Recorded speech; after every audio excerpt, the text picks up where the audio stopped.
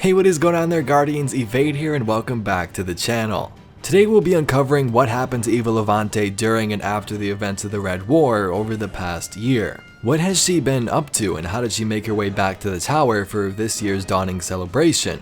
It's quite a long one, but a story you won't want to miss, as it's another great write-up by the folks over at Bungie. But before we begin, the channel art and name will be changing very soon to just simply Evade, so just doing a couple of these little announcements before certain videos start just to give people a heads up and make sure they aren't confused when they see the new art on the channel.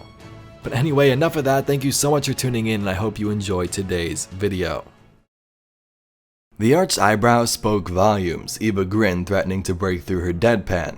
The request was simple enough, a shader to commemorate the end of the Siva incident. Zavala's color suggestion, though. Her companion held up a cloth, a ghastly combination of fluorescent yellow and blood red that would have hurt the eyes even if it wasn't laid against a particularly nauseating set of stripes. Tess sighed. He can make the hive quake in fear, but that man shouldn't be let within 10 meters of a designer's table. The two women were still laughing when a shudder rocked the tower. They turned as one in the direction of the far-off sound that followed, a roaring noise that neither of them had heard before. The PA blared in the small utility room they'd claimed as a lounge. Evacuation Order 77 is in effect. This is not a drill. All civilians report to designated evacuation areas immediately. Tess was at the door palming it when another explosion, much closer, shook them where they stood. Smoke and screams floated down the hallway.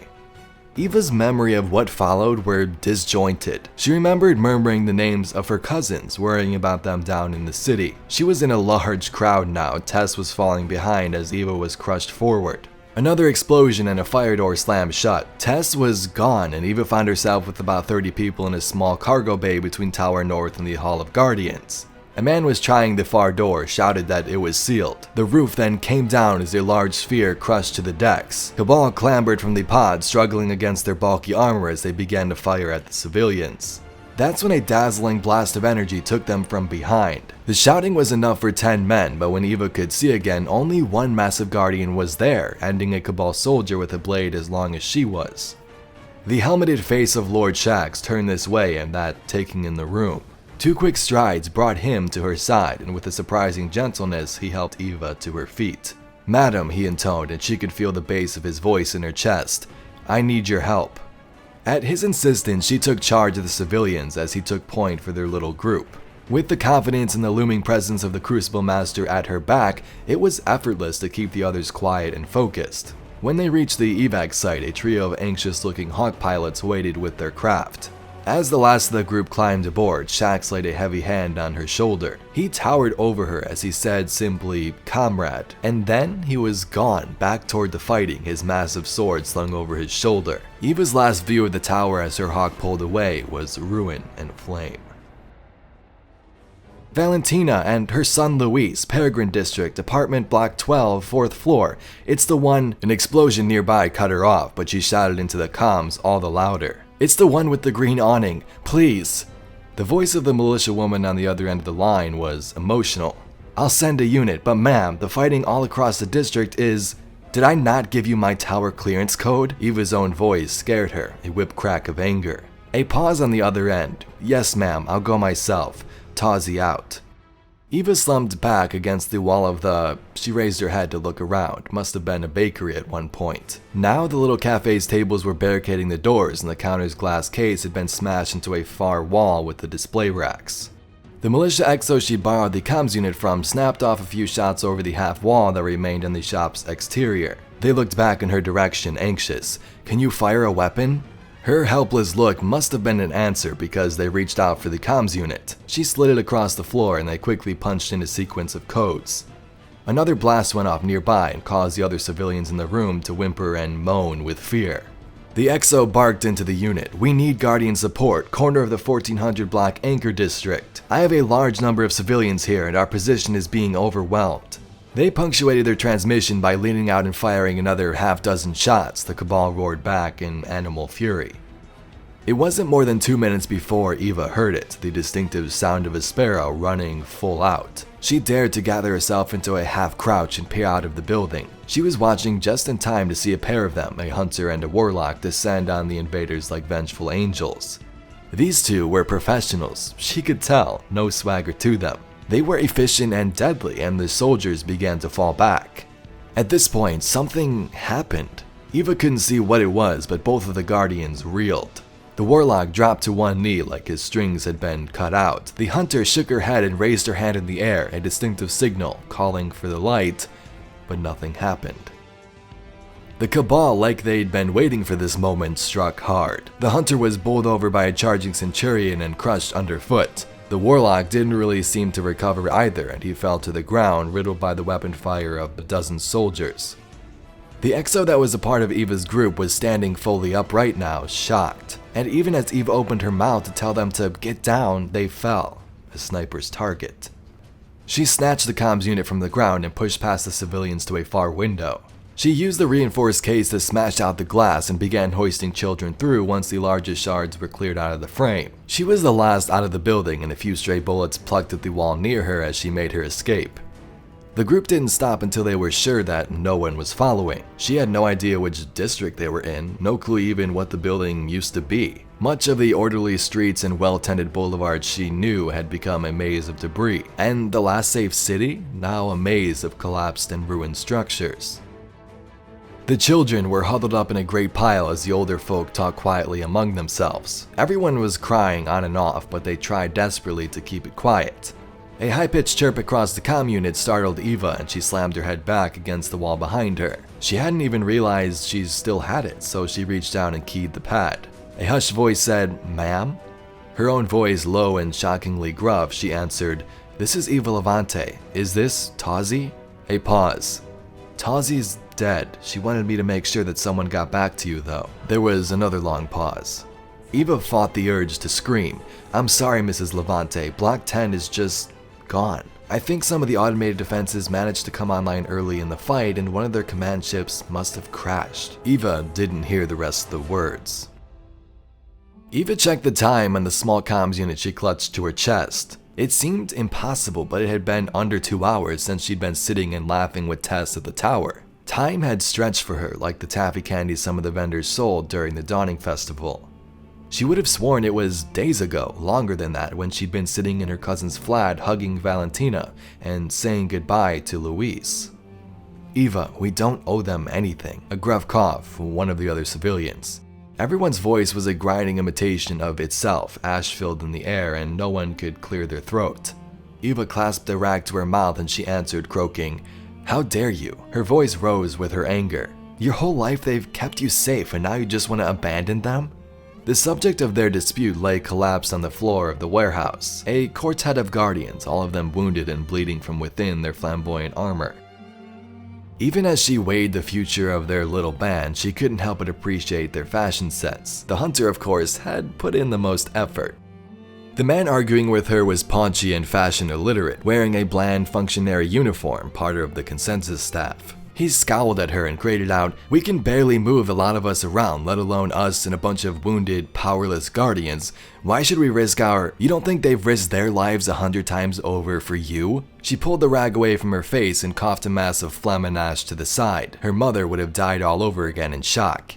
"We have to keep moving, we have to keep them with us, and we have to hold out. Whatever this is, it's temporary." He grimaced, but she pressed on. "When they regain their light, they'll—" Her diatribe was cut short by a blast of static on the comm unit, so loud that she dropped it on the floor. The reinforced case took the blow, and so everyone around clearly heard the deep voice of Commander Zavala when he began to speak. "Citizens of the last city, hear my words." Like a people dying of thirst, the civilians moved into a circle around the comm unit. Zavala had been a pillar, a beacon of hope all their lives. Surely he would— "We are abandoning the city. We have evacuated everyone we could, but the Cabal now hunt guardians in the streets. If you are able, you should make for the wilds." Eva felt as if she'd been physically struck. "The Cabal have affixed a device to the Traveler and severed our connections to the light. We cannot hold the city, and we cannot protect you." There was a long pause, as if he was weighing his words carefully. When he spoke again, Zavala sounded very, very tired. "We are setting up a rally point elsewhere in the system. Watch for a broadcast. We will return to the city someday, but I do not know when." Another pause. "Be safe, be brave." And he was gone. To their credit, the group did not yell or shout. Even though it had only been a matter of hours, they were all alive because they learned not to give away their position. They did cry though. Tears streaked trails down faces covered in ash, and those faces looked from one to another as they sought to understand, to comprehend. Eva did not cry. As she stared at the comms unit, all she can think about were Zavala's shoulders. She'd often joked with him about the size of the pauldrons on his armor, that massive protective plate on his left shoulder, and now, for some reason, she thought she understood the weight that was on his shoulders. Eva stood, all eyes turned to her. She flinched a little, then choosing her words carefully. "Most of them are leaving, so we have to help them," she gestured to the Guardians. "If we can keep them alive, they can protect us, keep us safe." She looked around the group, found people nodding. "Where do we go?" one woman asked. Eva looked back down at the comms unit. "The Cabal will have heard that. They'll be watching the walls, expecting us to try and leave." She looked up and out at the room. "So we stay here. We make for the edge of the city and try to find somewhere where the Cabal won't expect us to be." The seamstress reached down and pulled up the comms unit, slinging it over her shoulder. "Everybody up. It's a long way to the Twilight Gap." Just getting to the outskirts of the city was an ordeal. Every day they saw the Cabal's control tightening. Civilian groups or the odd Guardian tried to make a break for it, only to be sought down by a swarm of ships hungry for a kill. The streets were no safer, with patrols moving in tandem and tanks rumbling through the district centers. Years of supporting the Guardians, of listening to their idle chatter, had filled Eva's head with details about these horrific invaders. She realized they were doing rigid block-by-block sweeps, unimaginative and plotting, just as described at the tower. Their group hid and observed and moved only when the Cabal did. In that careful manner, they arrived at the far reaches of the city, parts long abandoned where humanity was just a shadow cast upon the walls. Eva found herself in consultation every day, organizing forging patrols back toward the center. Evenings were spent suggesting strategies for upcoming days, and to her great satisfaction, she spent the nights sitting with a needle and a thread, trying to make sure the survivors would stay warm on the move. As the three Guardians recovered, they lost one Titan on the way to the gap. They started offering more guidance. At their suggestion, the survivors never stayed in the same place for more than a day or two. They posted lookouts every night and turned on the comms unit only every other day to listen for broadcasts, for chance transmissions, for hope. Eva was in the room when the Guardians heard Zavala's voice. His short, tear statement played over and over. "If there is any light left in the system, we rally on Titan." She shut the doors so the other civilians wouldn't hear and listened as they headed out. The other warlock, Tam, identified herself as Trin's sister. They were adamant that they try somehow to get off-world and head for Titan. The hunter, Ramos, was just as adamant that they'd stay. Their discussion wound down and came to a slow stop, with all three Guardians looking at her. She held up her hands and said, "I trust you all to do the right thing." So they stayed and quickly became integral to the success of their operation. What had begun as simple survival became an organized effort to evacuate civilians from the last city. Foraging parties inevitably came back with more people than they had left. Scouting parties probed the edges of the city and found avenues of escape, places where the Cabal were lax in their patrols. Eva found that the same skills she'd used to plan the holidays at the tower were invaluable in organizing this underground movement. She cobbled together boards from the old classrooms to create a schedule and wrote on the backs of old forms and newsletters to make delivery packages of civilians and the occasional lightless Guardian. Day in and day out, this became her quiet routine. She faded into the background of the underground, plan, move, sow, repeat. Even when contact was finally made with the farm and getting survivors to the EDZ became the goal, Eva was always making sure the trains ran on time. After some thought, she asked that her role not be spread around. She got word to people like Tess that she was still alive, and that was enough for her. She had the chance to get out of the city dozens of times, but every time she thought that she would take that exit, go with that convoy, she stopped herself, settled back, did the work. That was how months of the Red War passed for Eva Levante. "Abuela, ma'am?" It was quiet, almost a whisper, but enough to wake Eva. For a spinning, disorienting moment, she thought she was sitting in her living room back in the Peregrine district, her favorite Afghan over the end of the couch and Carlos standing over her, but this wasn't Carlos. The concerned face of the hunter, Ramos, looked down at her. More than a few of the Guardians that went through the underground had taken to calling her grandmother, but Ramos had stuck with the group through all the long months of the war. He was protective, sometimes smothering, and she sighed as she rubbed her eyes. I'm up. What time is it? She sat up on the old couch she'd been sleeping on, wincing as she tried to sort out the knots she'd developed sleeping on her side. Almost 0700? His voice was low and a little sheepish. She glared at him. You were supposed to wake me an hour ago. His grin was lopsided. You needed the sleep. She stood carefully and tottered on unsteady legs, turning her face away so he couldn't see her annoyance. Are they waiting? They've only just arrived, one of the reasons I waited. They're not expecting you for another 10 minutes, trying to justify himself. Eva sighed again. Thank you, Ramos. You're right, I did need the sleep. I was up again too late last night. Go tell them I'll be right down. Yes, ma'am. He sounded happier, and his footfalls as he left the room were light and confident. Eva stepped into the bathroom off the main living quarters of the second-floor flat. Her morning routine sorted, she poured some of the water out of one of the ration canisters into the stoppered-up sink so she could wash, to try and feel a little less like she slept on a half-rotten couch in an abandoned building.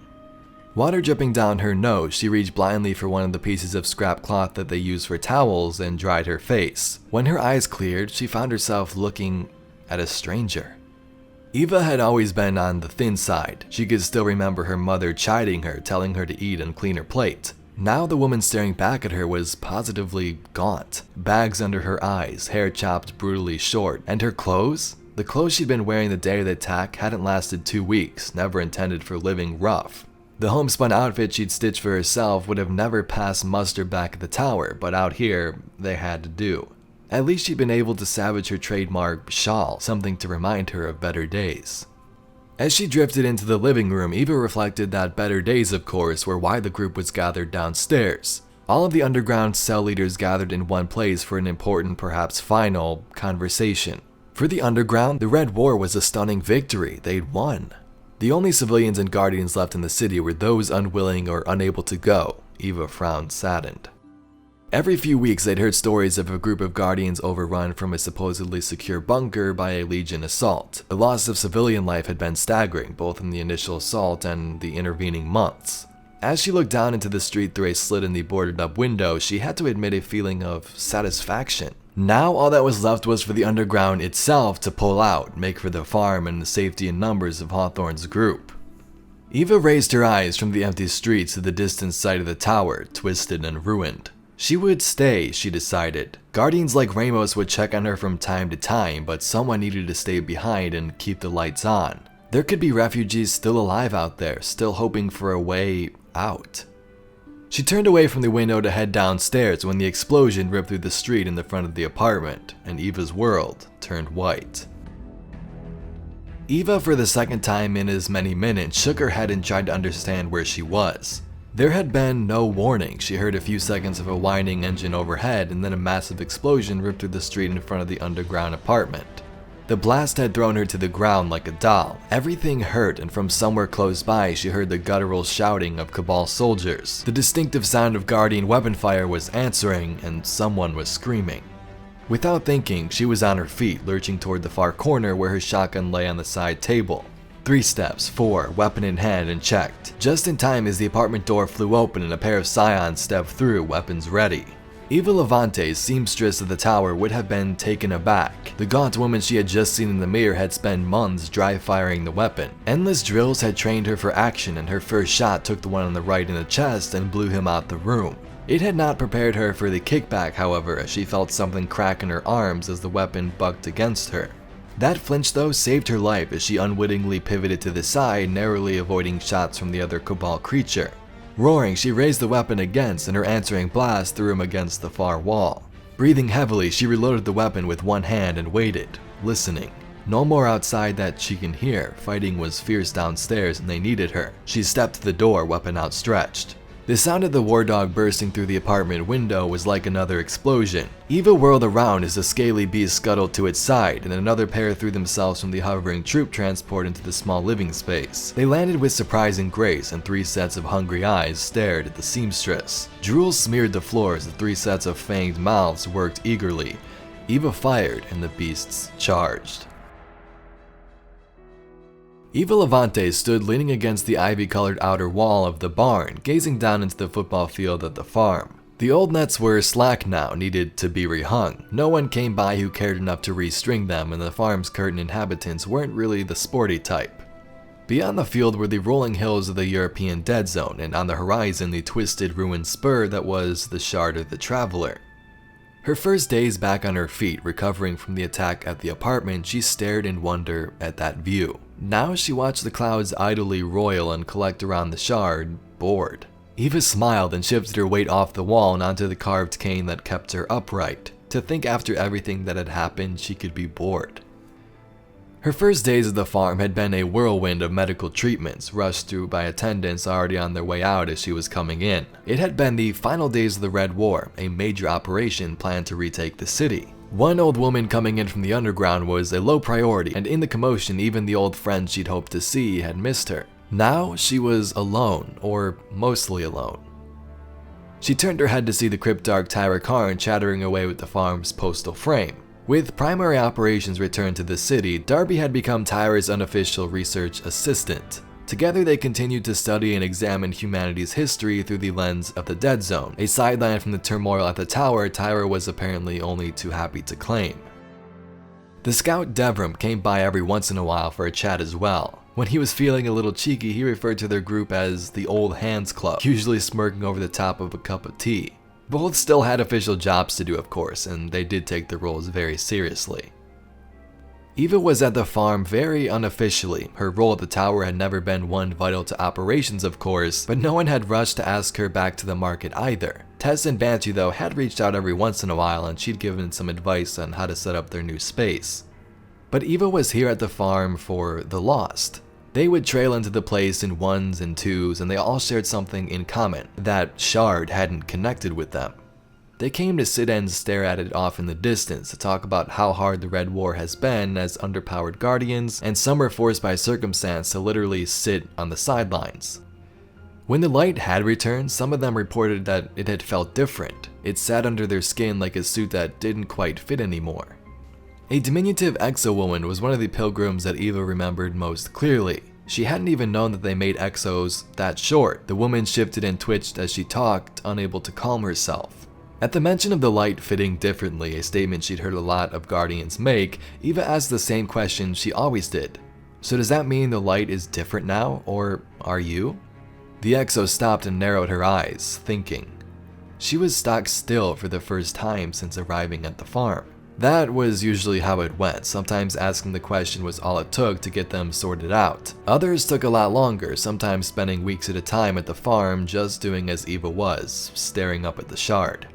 Some came to the farm, found no answers, and left on foot walking toward the great landmark on the horizon. So far as Eva knew, none of them had ever come back through the farm though. It was a strange life, another strange time, another strange role she'd never asked for, but she found that she was good at it, and Eva Levante had no interest in returning to the city. The comms unit in her little room chirped loudly enough to wake Eva from a sound sleep. Eva had turned the little outbuilding into something of a homey space with the use of fabrics and art scavenged from the Dead Zone, but as it often did when she woke suddenly these days, it took her a moment to remember where she was. She groaned as she slid out of bed, using nearby furniture to steady herself. The damage the war beast had done had been extensive, and even now she can feel the tightness in her legs where the braid tech had knit bone and sinew back together. She slumped into the little chair in front of the comms unit. The light from this screen lit up the room, which was otherwise almost completely dark. She barely peered into the unit as the image of Tess Everest resolved itself. It was daylight in the city, and Tess was impeccably dressed for work. "Do you have any idea what time it is here?" Eva asked, allowing the annoyance to seep into her words. "Yes, I do." Something in Tess's voice made Eva sit up and look closer. There was a tightness to Tess's face. She looked frightened. "Tess, what's going on? Are you alright?" Eva was wide awake now and plucked at the edge of her teal robe to draw it around her. She was suddenly cold.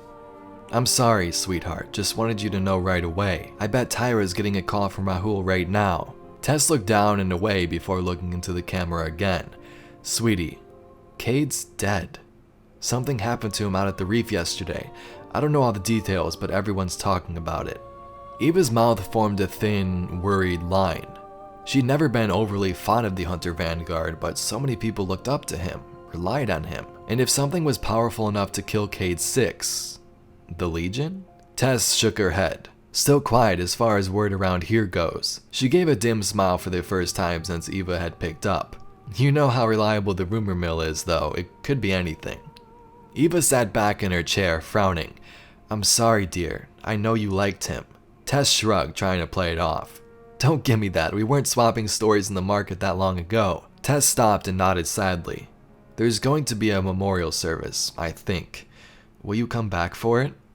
It was Eva's turn now to look away from the screen. It was the first time that someone had asked her to go back, and for a funeral of all things. Eva was about to make an excuse when Tess continued, her smoky voice taking on a light tinge of humor. While you're here, you can sort out the holiday programming for the Frames. Eva's eyes widened. The Frames are doing holidays without me? Tessa's smile broke into a full grin. We were just as surprised. Somehow all the holiday gear got packed along with the critical supplies in the transfer to the new tower, and when your programs kicked in, they were able to find the tagged crates. Tess picked up her comms unit and angled the lens so that it would show the dawning hat sitting on top of a mannequin in the corner of the room. Eva shook her head, disbelieving. They did the dawning without me. Tess's face came back into frame. Over the summer, Ikora got some help to set up an event to commemorate the end of the war too. Eva tried not to let the annoyance show on her face. How was it? Tess shook her head side to side, evaluating. Oh, okay. When she saw Eva's mouth tighten, Tess laughed. It didn't have your touch, sweetie, she sighed. Oh, it feels good to laugh. Come back to the tower, even if it's just to pay your respects. I haven't given you a hug in what feels like years. In the darkness of her room, Eva turned to look out her window. On the horizon, the dim glow of the shard was like an anchor, a symbol of the past. Eva looked back toward her friend and smiled. Eva pulled open the door of her storage unit and gagged at the smell. She turned to the two Frames who were accompanying her and pointed inside. Start by sanitizing the whole space. When it's clean, we'll start moving into the crates. The Frames both nodded to her and beeped affirmation. They were already sweeping with abandon as they crossed the threshold. Eva stumped back several paces, supported by her cane to avoid getting any dirt on her outfit. Around here, the marketplace swirled with activity. Civilians at break ate lunch at the counter, shoppers browsed their stalls, Frames cleaned and patrolled and delivered goods, and Guardians were everywhere, a riot of color and style as they flipped and floated and leapt around the space. Eva scowled, frustrated with herself again for letting Tess and, to an extent, Amanda talk her into returning. None of this felt right. None of it felt comfortable. And now the space they had given her to store her wares had apparently last been opened and cleaned sometime before the faction wars.